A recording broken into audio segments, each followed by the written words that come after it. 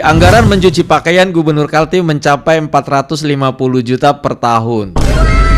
Misalnya kayak laundry karpet, laundry gorden, bed cover, staplek meja jamuan dan rumah jabatan. Tar. Laundry karpet, laundry hordeng. Yang jadi pertanyaan gue, emang tiap hari dicuci gitu hordeng sama karpet di sana? Buset, steril banget.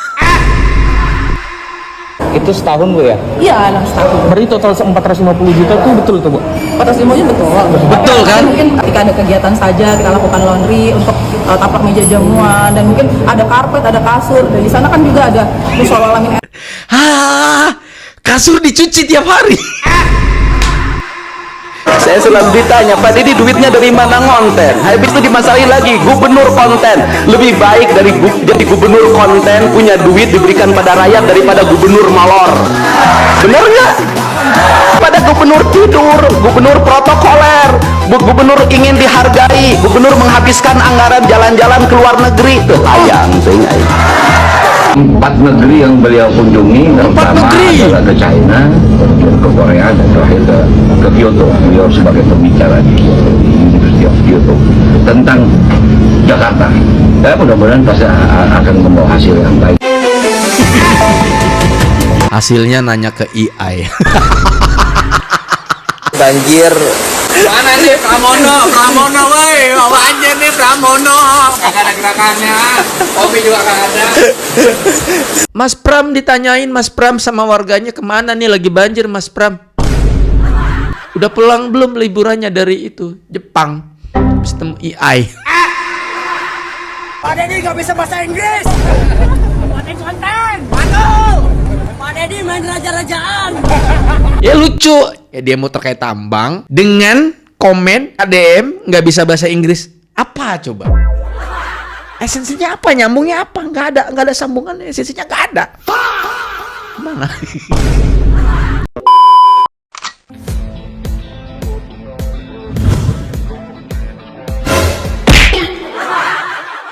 Halo guys, assalamualaikum warahmatullahi wabarakatuh. Selamat datang lagi semuanya para pemirsa aku yang budiman, yang cantik, yang ganteng, dan cetar pembayar 0.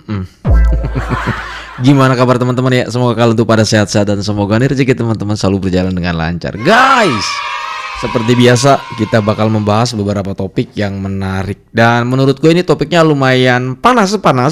Tadi siang Gubernur Kaltim lagi-lagi di demo. Ya, di demo terkait apa? Kalau gue sih lebih seneng manggilnya terkait tentang marwah ya.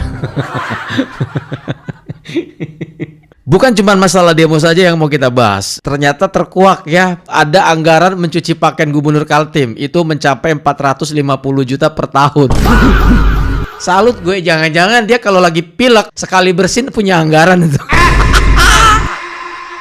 Izin. Gue baru tahu sih jujur gitu ya. Ternyata ada anggaran nyuci pakaian totalnya setahun tuh 450 juta.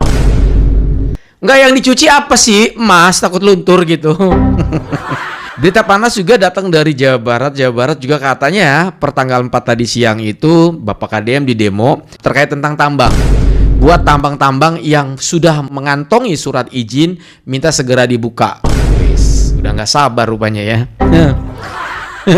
Untuk di Jawa Barat nanti kita bahasnya di bagian akhir ya. Tanpa banyak basa-basi, yuk kita gas, yuk kita menuju TKP and play. Kaltim viral lagi. Anggaran mencuci pakaian Gubernur Kaltim mencapai 450 juta per tahun.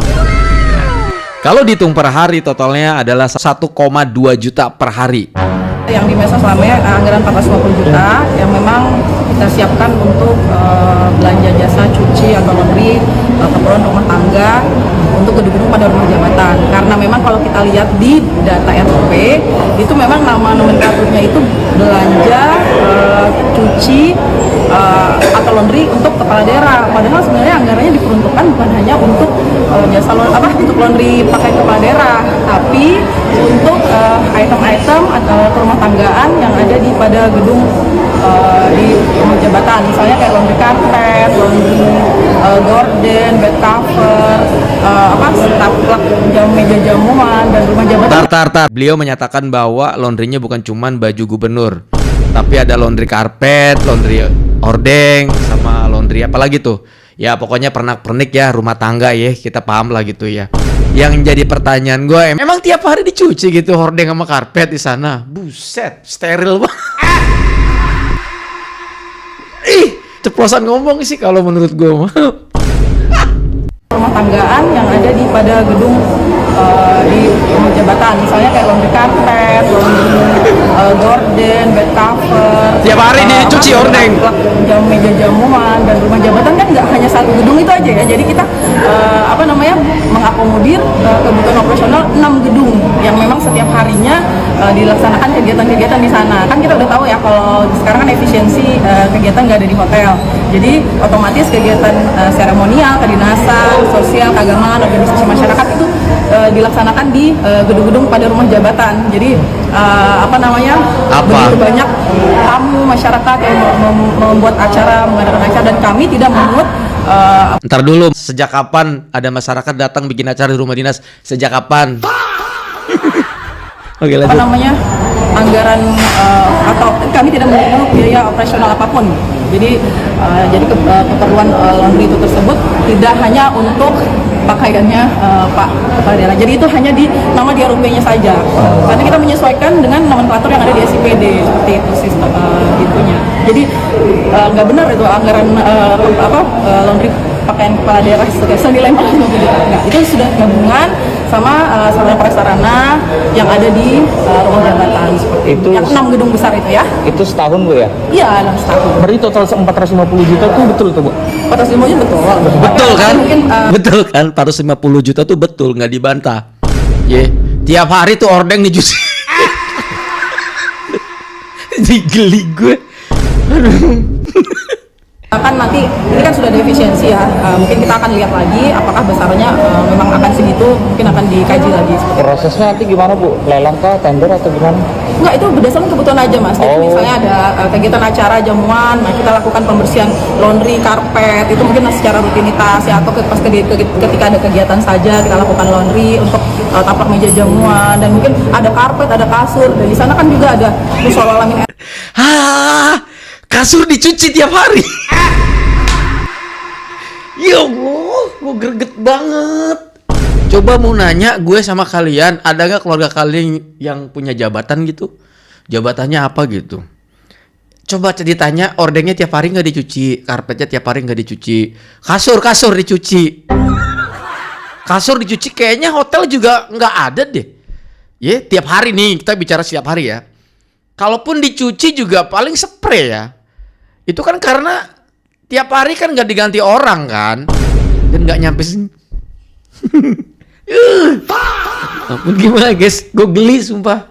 Yang digunakan untuk kegiatan keagamaan ya, ada pengajian, ada majelis taklim itu setiap hari loh di musola Lamin Etam. Terus di guest house sama di rumah jabatan tuh ada 12 kamar dan ada 10 kamar juga yang digunakan untuk tamu-tamu VIP.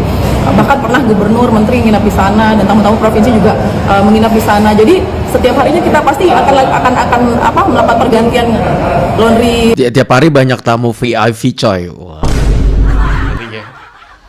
Ngeri ya Kaltim ya. Giliran ditanya jalan nih, pasti jawabnya nggak ada anggaran. Tapi kalau untuk urusan begini, kasur dicuci tiap hari udah.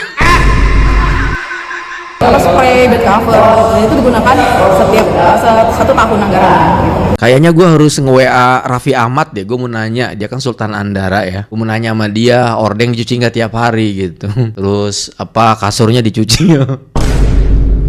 Sayang WA-nya nomornya hilang coy. Sejam sekali ganti baju sekeluargaan.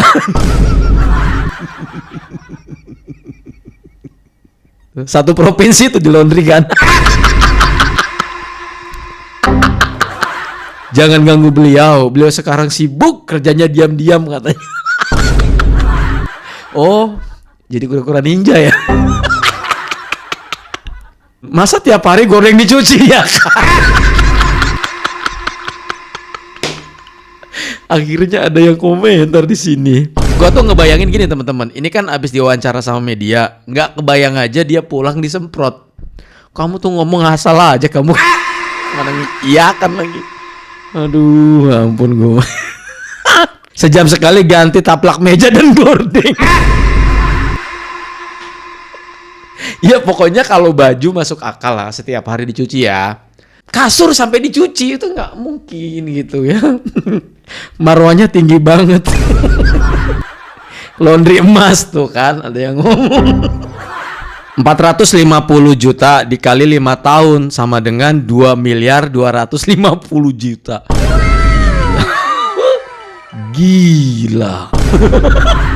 Sumpah geli gua. Total anggaran dihabiskan hanya untuk laundry doang. 2 miliar 250 juta. Buat jalan tuh coy. Buat jalan dapat berapa kilo itu coy. Ya, atau berapa meter lah ya. Gila ya. Terlalu sibuk kerja, efeknya sering gonta-ganti baju sampai tagihan laundry luar biasa. Dalemannya merek apa sih sampai laundry harga segitu per hari? Insya Allah, sabar bos, sabar. Kita bekerja Pak, kita bekerja. Cuma memang kami bekerja jarang terliput, jarang disampaikan dengan media sosial karena kami lebih banyak bekerjanya ketimbang dengan kontennya. Tapi kalau memang dibutuhkan kontennya agar masyarakat bisa melihat, nggak apa-apa juga. Nanti karena kita sibuk sekali, Punten Pak, jangan ngonten. Gubernur Kaltim jangan ngonten please. Kenapa gue bilang jangan ngonten? Bahaya. Lo tau apa yang bikin bahaya? Budget kameranya harga 20 juta atau 30 juta, dibikinnya berapa? 450 juta. Mikrofonnya misalnya kayak gua kayak gini nih ya, harga 5 juta jadi 200 juta. Bahaya. Mendingan nggak usah ngonten. Bahaya. kali. Saya selalu ditanya, Pak Didi duitnya dari mana ngonten? Habis itu dimasalahin lagi, gubernur konten. Lebih baik dari jadi gubernur konten punya duit diberikan pada rakyat daripada gubernur molor. Bener nggak? Ya, dipanggil gubernur molor tuh kan nama KDM, lebok usianya. Daripada gubernur tidur, gubernur protokoler, gubernur ingin dihargai, gubernur menghabiskan anggaran jalan-jalan ke luar negeri. Tuh hayang tuh. Gubernur ngabisin anggaran jalan-jalan ke luar negeri, teu hayang teuing aing. Pak, Bapak ini mah bukan nyindir satu gubernur, Pak. Banyak yang disindir nih, Pak. Ada gubernur yang lagi ke luar negeri. Apa udah pulang ya? 4 negeri yang beliau kunjungi, pertama adalah ke China, kemudian ke Korea, dan terakhir ke Kyoto. Beliau sebagai pembicara di University of Kyoto tentang Jakarta. Ya, mudah-mudahan pasti akan membawa hasil yang baik. Hasilnya nanya ke AI.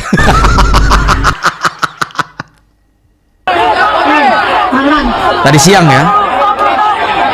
Yang di luar tenang dulu teman-teman. Yang di luar tenang dulu. Satu komando teman-teman. Di dalam. Double sekarang ya. Di atasnya dikasih kawat ya.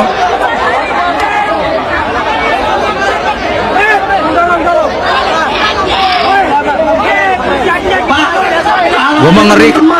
Takutnya kepleset. Ini kan udah dikasih kawat ya teman-teman ya. Terus ininya kan dikasih kayak oli gitu teman-teman ya, kayak gemuk apa oli gitu ya, kayaknya bukan oli deh, gemuk gitu teman-teman. Jadi kalau diinjek itu kan licin. Kalau kepleset ini mahasiswa kasihan tuh kena kawat-kawat ini loh coy ya. Di Jabar aja banyak yang demo tapi nggak nyampe kayak gini sih menurut gua ya, biasa aja gitu, paling ya dijaga doang gitu ya. Yang kena represivitas mau ditangkap, kita demo besok Kapolres. Pada hari ini tetap konsisten dan fokus pada apa yang ingin kita sampaikan. Kawan-kawan semua, kami hadir dari Kutai Kartanegara dengan membawa beberapa persoalan-persoalan serius yang nantinya harus dicari. Bapak-bapak kepolisian, gak usah berbicara ketertiban, gak usah berbicara tentang aksi damai ketika kemudian yang melakukan represivitas itu adalah kalian. Yang demonya sabrek-abrek anjir. Gue pikir dikitan doang yang ke kerikot sama kamera gitu.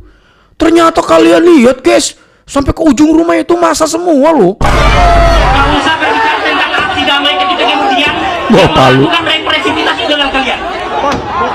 Kami dapat informasi bahwa kawan kita dipukul kawan-kawan sekalian. Ngeri banget ya. Oke, silakan. Situasi sekarang kami disuruh komunikasikan kepada pimpinan, tapi bukan kami yang langsung masuk. Jadi ada satu orang tadi disuruh masuk ke komunikasi. Saya udah mencoba untuk sampaikan media wajib masuk karena itu adalah keinginan dari kita semua, biar semua masyarakat Kaltim bisa menonton siaran langsungnya. Tapi sampai sekarang ini nggak ada yang konfirmasi lagi setelah tadi komunikasi ke dalam. Jadi kayak udah sekitar 15 menit nggak ada. Jadi kalau misalnya emang nggak ada, kita bakal keluar untuk sampaikan ke Jenlab. Kalau misalnya memang dari pimpinan pun nggak ada niatan untuk komunikasi dengan baik. Itu sih. Ya kalau pas kemarin itu kan nggak boleh ini ya, nggak boleh diliput juga kan pas demo kemarin. Sekarang demo jilid 2 juga nggak boleh diliput. Sabar-sabar deh Kaltim ya. Pokoknya sabar-sabar ya. Ciledug, Jaksel. Ini sepinggang nih.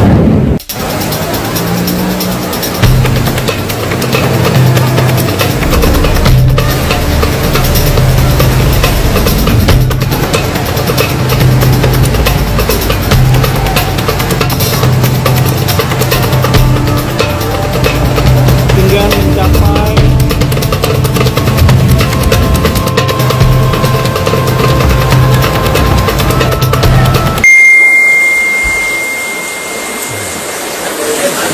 Tadi sore ini ya, jam-jam berapa sih? Habis asar deh.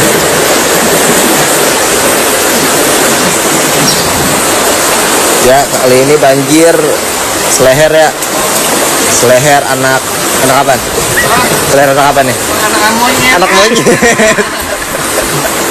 Mana nih Pramono, woi, banjir nih Pramono. Kagak ada gerakannya. Kopi juga kagak ada. Mas Pram ditanyain Mas Pram sama warganya kemana nih lagi banjir Mas Pram.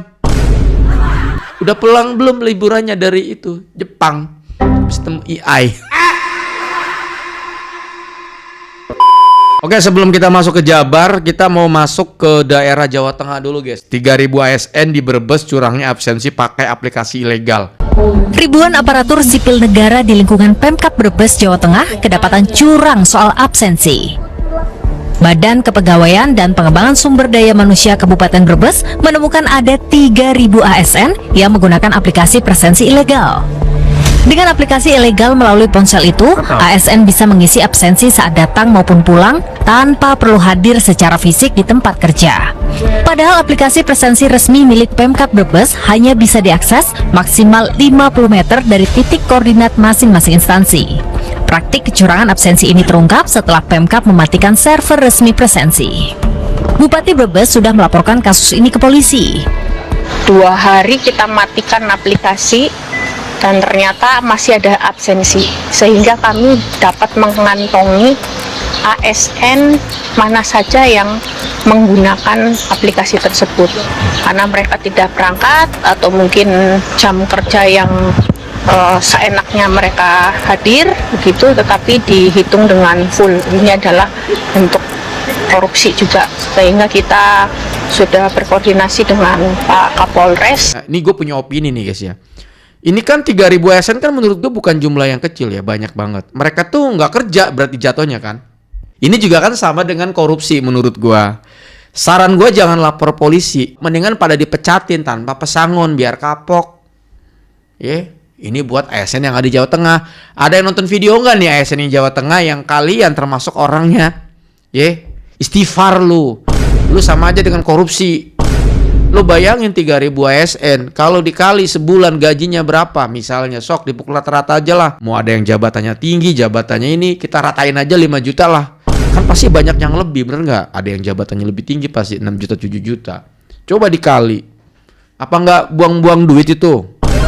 Pecatin aja, biar kapok. Nggak tahu diri lu pada jadi ASN yang izin. Gendek banget gue. Sebelum masuk ke Jabar, kita masuk ke Banten dulu ya. Janji palsu, aduh.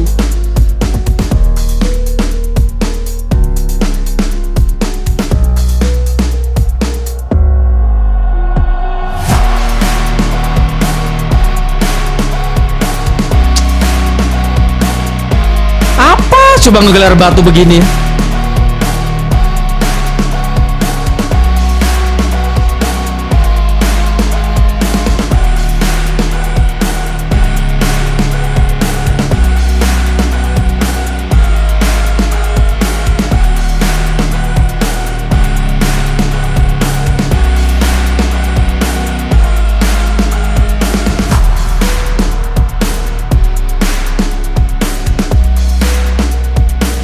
Jujur teman-teman, kenapa dari sepanjang video tadi gue ketawa? Lo tau nggak isi soundtrack lagu video ini? Judulnya tuh Janji Palsu.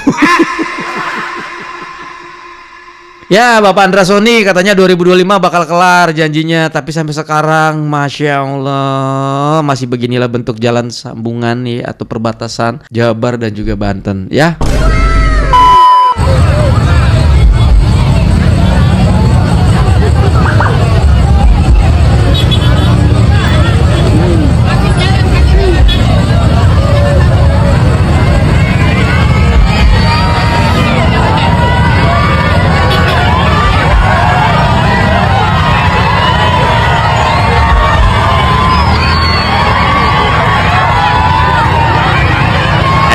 Ini di jalan coy.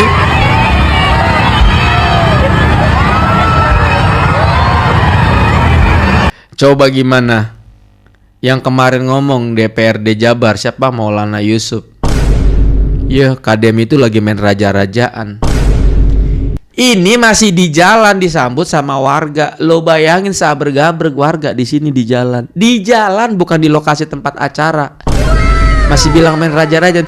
Lah warganya aja seneng, gimana lu mah? Lo kalau ngomong itu coba dipikir dulu. Ya, gua ngerti lo nggak pernah diajak. Ya, nggak pernah diajak karena Kadem nggak mau rapat-rapat kalau bikin kebijakan. Paham gua, udah garing. Izin.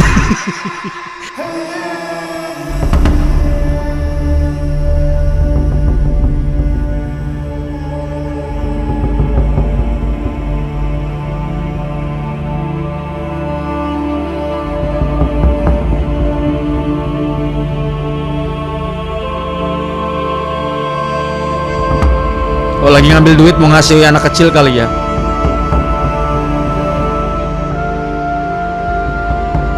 Oh ini kesurupan ya. Oh ini kesurupan ya. Ayo Mang, maki-maki Mang. Nangkop ada deh. Entar dulu. Kok disuruh sih maki-maki? Wih, jangan gitu dong. Demo aja. Oke, dimaki-maki kata suruh maki-maki Kadem katanya, guys. Kita berjuang, kita kumpul di sini. Ayo Mang, maki-maki Mang. Wey. Saya nangkop Bocah Agung. Pak Deddy nggak bisa bahasa Inggris. Hah? Meminta, walaupun kami tinggal di pelosok bagian barat, Dia lagi. perjalanan kami 3 jam Pak. Kami lebih dekat ke Banten. Banten. Kami Oke. lebih dekat ke Jakarta Pak. Ke Bogor itu kami 3 jam perjalanan. Betul? Andaikan Bapak tidak peduli terhadap warga kami di wilayah Bogor bagian barat, izinkan kami pisah dari Bogor Pak. Betul? Oh, izinkan kami pisah dari Bogor. Oh, maksudnya ini apa sih namanya tuh, guys? Ya, begitulah misah gitu, guys. Oh, pengen jadi provinsi sendiri gitu. Tambah amburadul punten gue mah. Hari ini di hadapan umum, di hadapan publik, kami meminta kebijakan dari pemerintah Provinsi Jawa Barat bantu masyarakat Bogor buka kembali tambang yang berizin. Kami masyarakat Bogor siap diatur dengan ketentuan yang pemerintah provinsi siapkan. Betul ya? Kami masyarakat Bogor siap menjaga lingkungan bersama-sama. Maka di hadapan Bapak Ibu sekalian, di hadapan semua rekan-rekan media, Pak Gubernur, tolong kami, puluhan ribu masyarakat kami hari Puluhan ribu ini bergantung terhadap tambang khususnya yang berada di wilayah barat.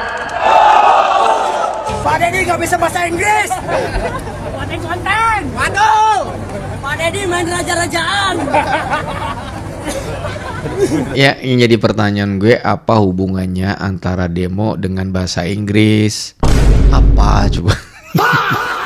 Pak Deddy main raja-rajaan. Ini inget statementnya si itu tuh. Siapa anggota DPRD itu kan? Lagi main raja-rajaan gitu ya. Sedangkan kalau ngelihat fakta video tadi, kalian bisa lihat sendiri ketika KDM datang disambutnya kayak gimana. Jadi mereka tuh tidak mau melihat fakta gitu. Nggak bisa, mereka tuh udah dibutakan dengan sebuah kebencian. Susah. Jadi bener kalau misalnya ada istilah begini, ini mah demonya demo titipan katanya kayaknya. Titipan siapa? Kayaknya sih menurut gue memang bener pengusaha. Pengusaha tambang yang udah teriak-teriak. Ya lucu. Ya demo terkait tambang dengan komen KDM nggak bisa bahasa Inggris. Apa coba? Esensinya apa? Nyambungnya apa? Nggak ada sambungan. Esensinya nggak ada. Gimana? Lucu sumpah gue mah. KDM Pak Deddy lagi main raja-rajaan. Esensinya apa sama tambang? Nggak ada. KDM apalagi tuh? Wadul ya. Wadul tuh kayak ngebohong gitu ya. Aduh, ampun. Tapi ya sudahlah ya. Setiap orang berhak menyampaikan aspirasi.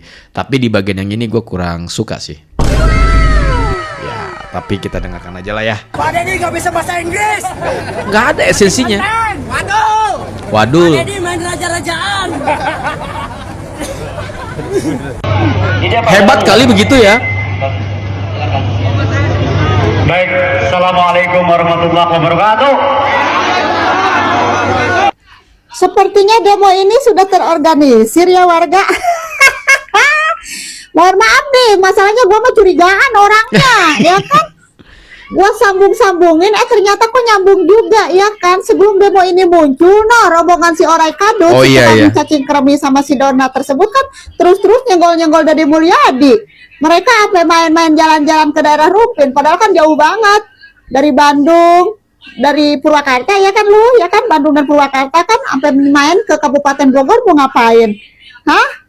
Tugasnya apa? Tugasnya bikin kacau dulu gitu di media sosial sebelum demo ini muncul tadi siang tuh ya kan, hari ini masih anget-anget tai ayam tuh ya demonya juga. Nah, kenapa gua sambung-sambungin ke situ? Ya masalahnya kan itu si tukang cacing kremi sama si Dona kan hayo mulu nyenggol-nyenggol KDM-nya itu perkara Rumpin melulu nyampe terkait masalah jalan. Nih, cuman gua dari semalam itu salpok nih sama jalan yang dia sorot-sorot tersebut ini tuh, ya kan? Lu itu mau kemana? Mau masuk ke area pertambangan? Hah?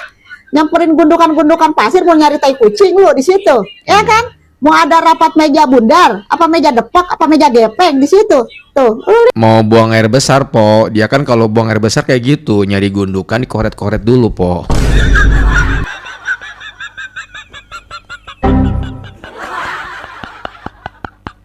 Keluarga lu teliti dah, ya kan? Ini mah jalan dia menuju ke area pertambangan. Setelah video ini muncul tayang yang tadi malam gua setit, tadi siang demo. Ya kan? Demo lagi perkara tambang. Yang mengatasnamakan si warga katanya, tapi entahlah ya apa beneran emang disuruh warga demi warga apa atau memang ini pihak perusahaan. Kalau kata Wak Ojan kan begitu. Gue jadi tanda tanya juga tuh ya terkait Wak Ojan yang mensepil ada pembangunan di daerah utara dari tempat tersebut begitu. Cuman satu hal ya, buat lu nih yang pada demo tadi di depan tuh kan kagak apa-apa Bapak Aing kagak bisa bahasa Inggris. Daripada lu pada kagak bisa mengandalkan adab dan etika, demo boleh, tapi sayang kata-kata yang lu gunakan itu tidak pantas. Apalagi di sini lu mengemis-ngemis meminta terkait masalah bantuan dibukanya pertambangan. Kagak pantas lu kayak begitu. Iya. Ya, udah gitu aja dari gua mah. Udah. Sekarang logika, ada anak dua, yang satu minta sesuatu ke bapaknya dengan cara arogan, misal kayak tadi. Terus juga nggak nyambung sih menurut gue. Apa hubungannya demo tambang dengan Pak Deddy nggak bisa bahasa Inggris? Esensinya tuh nggak nyambung banget, Cot. Main raja-rajaan apa? Nggak nyambung banget, Cot. Izin ya.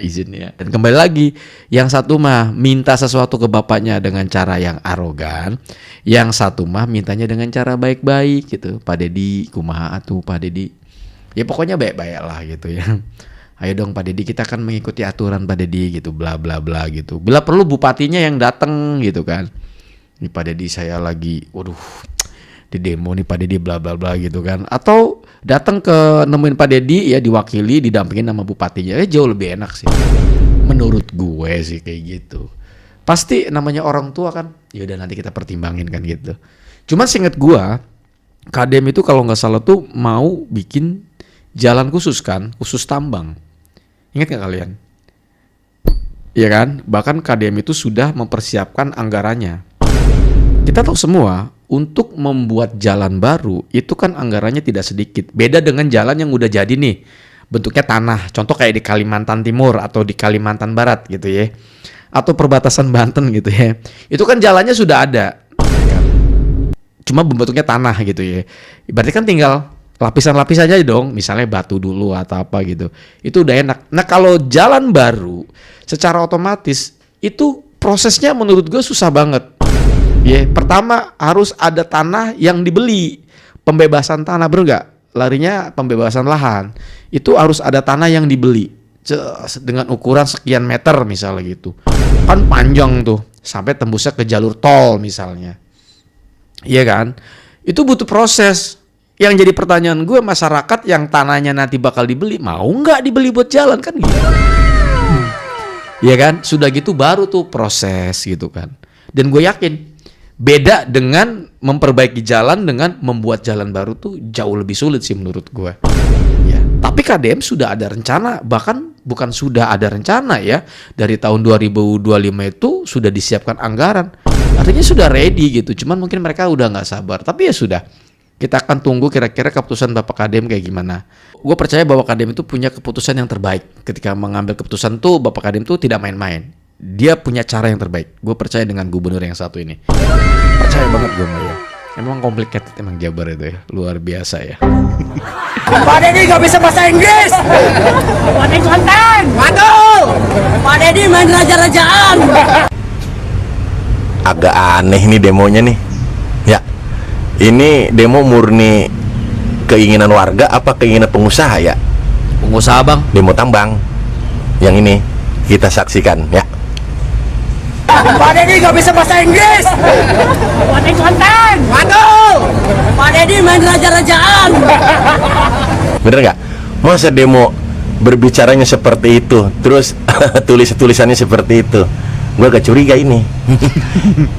Ini bener-bener keinginan aspirasi warga sekitar ya terkait tambang. Apa ini keinginan yang punya tambang? Dia lagi tuh. Karena kenapa? Pembangunan di daerah utaranya, ya kalian tahu kan ada kota besar di sana di utara di daerah itu, Jakarta. Mungkin pembangunannya mangkrak karena bahan tambangnya tidak terpenuhi. Mungkin ini mungkin ya. Semoga permasalahan ini ada solusi yang terbaik.